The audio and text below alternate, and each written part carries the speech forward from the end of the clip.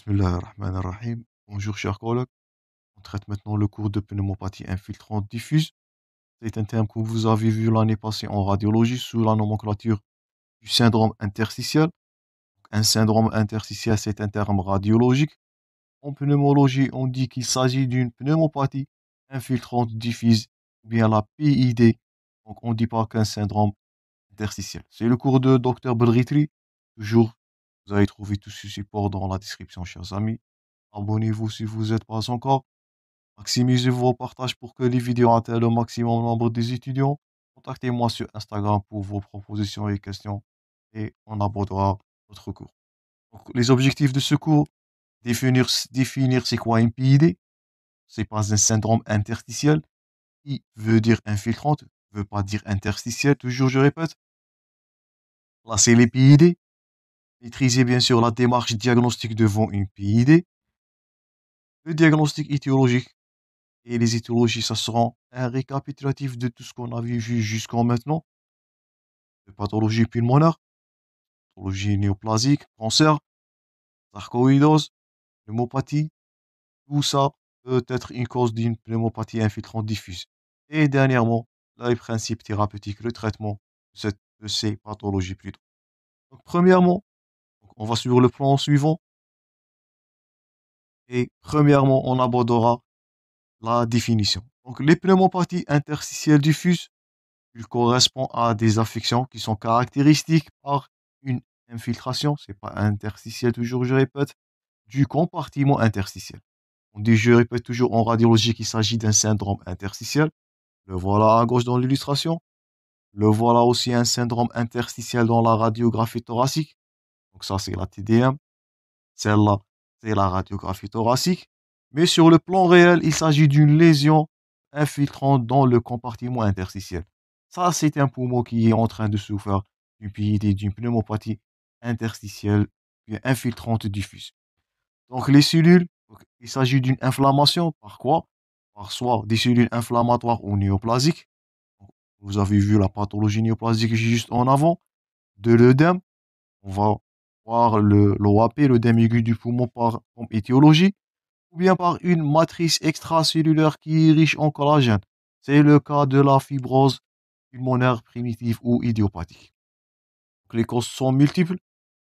Pathologie inflammatoire, premièrement la sarcoïdose, l'OAP, les fibroses, donc ou bien les PID. Donc c'est pas une seule maladie, elles forment un groupe de plus de 130 jusqu'à 200 affections.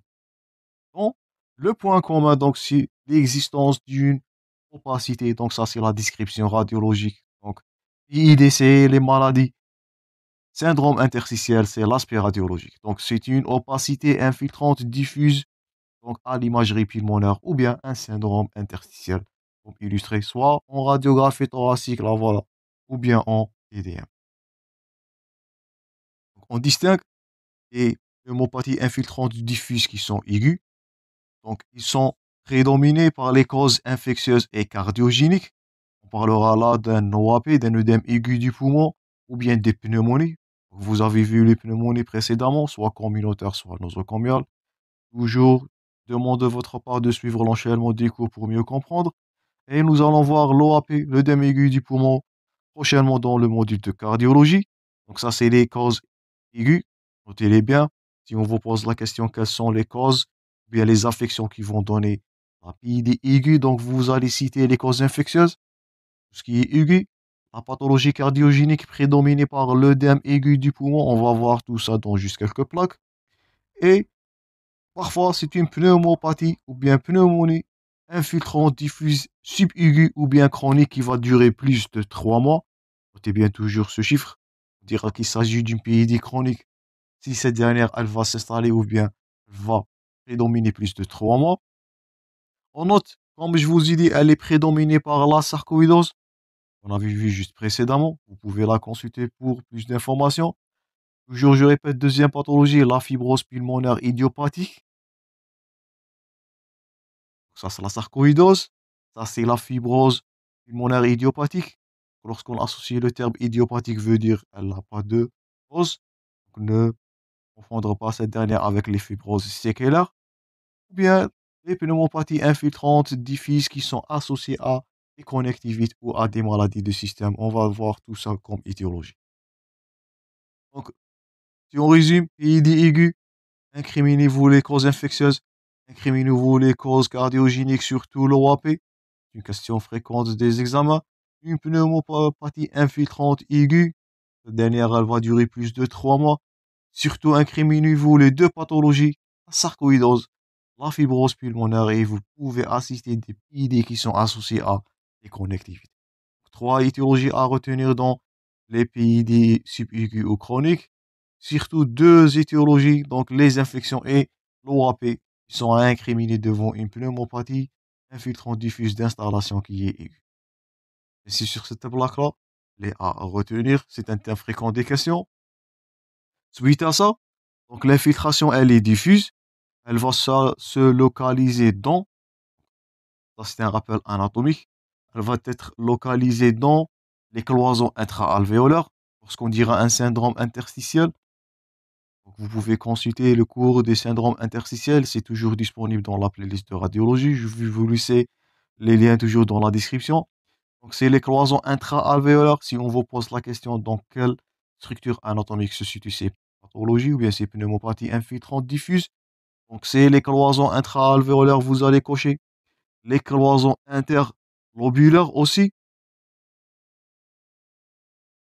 Les axes bronchiolo-vasculaires et le tissu conjonctif sous-pleural. Donc tout ça, c'est du territoire d'infiltration de cette dernière.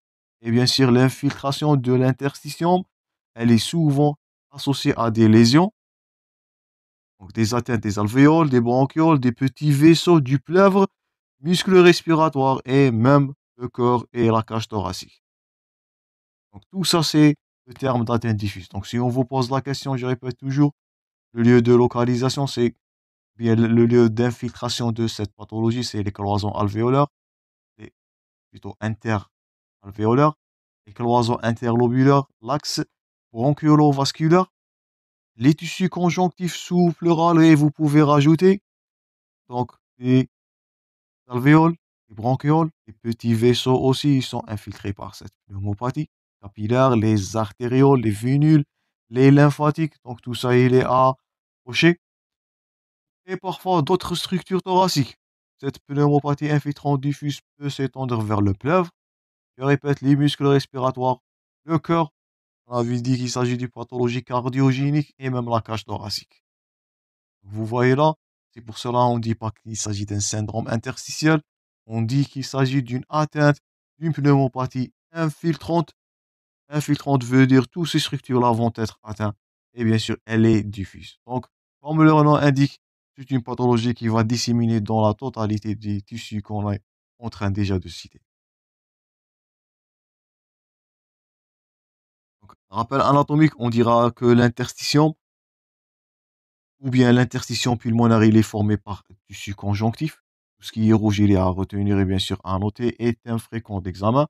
Donc, tout ça, c'est du rappel anatomique. Donc, l'interstitium, c'est du tissu conjonctif.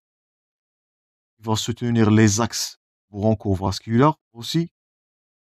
Le tissu conjonctif sous-pleural, ça explique l'atteinte pleurale dans l'infiltration de cette pathologie.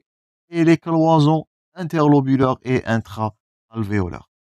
Donc si on résume ce qu'on avait dit jusqu'à maintenant, tissu interstitiel veut dire tissu conjonctif, premièrement.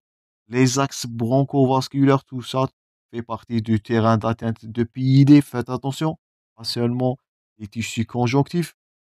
Le tissu conjonctif aussi sous-pleural. On avait dit ça juste dans la plaque précédente. Et n'oublie pas les deux septa. Donc les septums interlobulaires et les septums interalvéolaires. Aussi, cette plaque, elle est à retenir. Si les causes de ces pneumopathies infiltrantes diffuses, soit aiguës, soit chroniques, tout ça c'est du rappel anatomique. Pourquoi on traite ces deux entités? Parce que la démarche diagnostique et la prise en charge de ces deux affections aiguës et chroniques sont fondamentalement différentes. Donc, selon qu'on trouve une PID qui est aiguë, ou une PID qui est subaiguë, ou bien une PID dite chronique. Donc pour les pneumopathies infiltrantes diffuses aiguës, donc ils vont durer moins de 3 semaines. Donc ils sont prédominés par 4 grandes étiologies.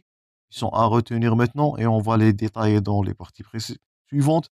Donc je répète toujours les causes infectieuses, les pneumonies aiguës communautaires ou bien nosocomiales graves. Les causes hémodynamiques, toujours, je répète, si on, donc cette plaque résume tout ce qu'on a dit dans cette partie. Donc les causes hémodynamiques prédominées par l'œdème aigu du poumon, donc pneumonie, ça c'est là. Les causes infectieuses, ça c'est la pneumonie. J'espère que vous notez bien cet aspect radiologique qu'on avait vu précédemment au premier cours. L'œdème aigu du poumon aussi. Le syndrome de détresse respiratoire aiguë. Nous allons aborder ça dans le FR, l'exploration fonctionnelle respiratoire. L'acutisation ou bien l'exacerbation d'une pneumopathie infiltrante diffuse qui est chronique. Parmi les complications, la pneumopathie chronique, c'est que ce dernière peut exacerber presque comme l'asthme, comme la BPCO, et elle peut donner une crise, ou bien une pneumopathie infiltrante aiguë. Pour les PID chroniques, on va détailler prochainement. Donc, c'est un groupe hétérogène des affections. Donc, pour les raisons épidémiologiques, ils sont séparés par des PID de causes connues. Pour les causes connues, on va voir parce que la majorité des pathologies qu'on a vues précédemment, la pathologie tumorale, surtout la sarcoïdose, les conjonctivites, les maladies de système. Donc, tout ça peut donner des pneumopathies infiltrantes diffuses comme manifestation. Et deuxièmement, les pneumopathies infiltrantes diffuses de cause qui est inconnue. Inconnue, c'est le cas de la fibrose pulmonaire idiopathique. Donc tout ça, on va détailler dans les parties suivantes. Donc, gardez-vous en tête, pneumopathie infiltrante diffuse, moins de 3 semaines, incriminez surtout les infections et l'OAP. Vous pouvez ajouter le syndrome de détresse respiratoire aiguë et bien sûr l'exacerbation d'une PID déjà chronique. Pour les causes des pneumopathies infiltrantes chroniques. Donc, vous allez incriminer surtout la sarcoïdose, la pathologie néoplasique, les cancers, la fibrose pulmonaire idiopathique. Et n'oublie pas surtout ce rappel anatomique. On dira qu'il s'agit d'une pathologie infiltrante diffuse. Elle touche le tissu conjonctif premièrement, les axes broncho-alvéolaires. On a déjà détaillé ça. Donc,